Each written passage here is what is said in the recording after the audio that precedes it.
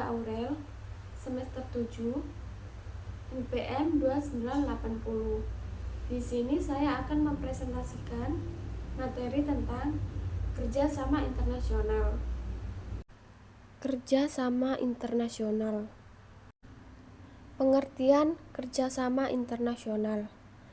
Kerjasama internasional adalah hubungan yang dilakukan antara satu negara dengan negara lainnya dengan memiliki tujuan bersama dan saling menguntungkan. Setiap negara tidak mungkin bisa memenuhi kebutuhan pemerintah dan warganya sendiri. Hal itulah yang menyebabkan tiap negara melakukan kerjasama agar masyarakat sejahtera. Pada umumnya, kerjasama internasional ini dilakukan dalam bidang sosial, politik, kebudayaan, pertahanan keamanan, serta ekonomi.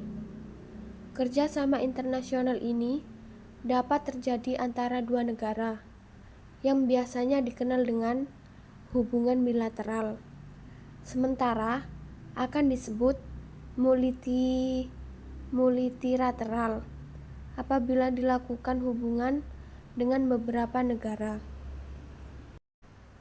Kerjasama internasional harus dilakukan berdasarkan ketentuan-ketentuan yang telah disepakati oleh negara yang saling bekerja sama.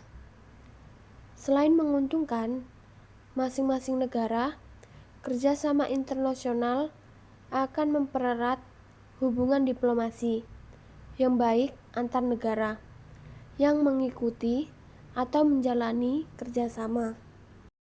Selanjutnya, tujuan kerjasama internasional. Tujuan utama dari kerjasama internasional sangat beragam, namun secara umum dapat dikelompokkan menjadi beberapa poin sebagai berikut. Yang pertama, mencegah konflik dan menjaga perdamaian dunia. Kerjasama internasional menjadi sarana penting untuk membangun kepercayaan dan dialog antar negara, sehingga dapat mencegah terjadinya konflik dan perang. Berikutnya, meningkatkan kesejahteraan ekonomi. Kerjasama ekonomi internasional seperti perdagangan bebas dan investasi dapat meningkatkan pertumbuhan ekonomi, menciptakan lapangan kerja, dan mengurangi kemiskinan. Selanjutnya, mempercepat pembangunan. Negara-negara berkembang dapat memanfaatkan kerjasama internasional untuk mendapatkan transfer teknologi, keahlian, dan sumber daya yang diperlukan untuk mempercepat pembangunan nasional. Selanjutnya, mengatasi masalah global.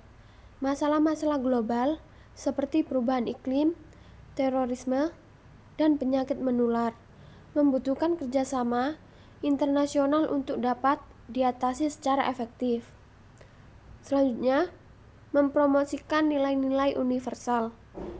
Kerjasama internasional dapat digunakan untuk mempromosikan nilai-nilai universal seperti hak asasi manusia, demokrasi, dan supremasi hukum.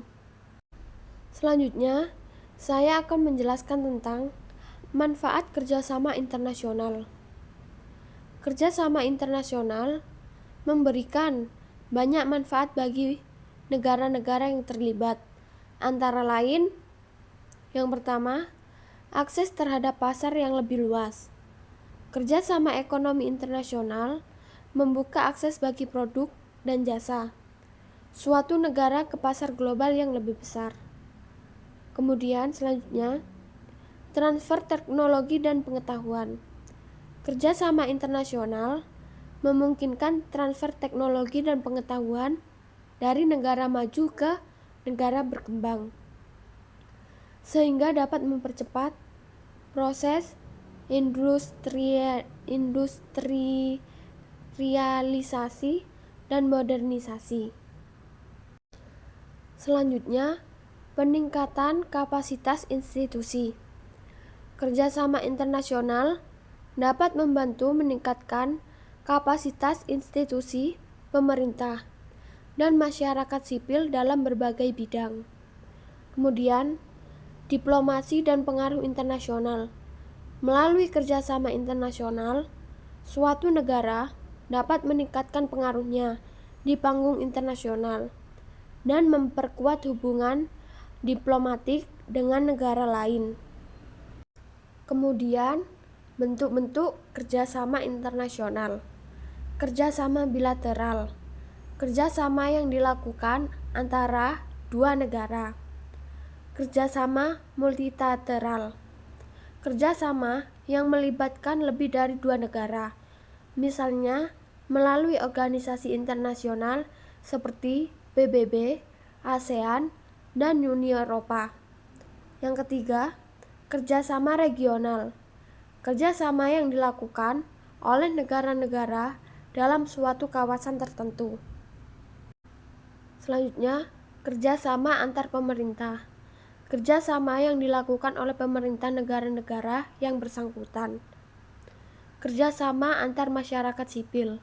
Kerjasama yang dilakukan oleh organisasi masyarakat sipil seperti LSM dan yayasan. Selanjutnya akan menjelaskan tentang contoh kerjasama internasional. Ada banyak contoh kerjasama internasional yang dapat kita lihat dalam kehidupan sehari-hari. Antara lain, perdagangan bebas.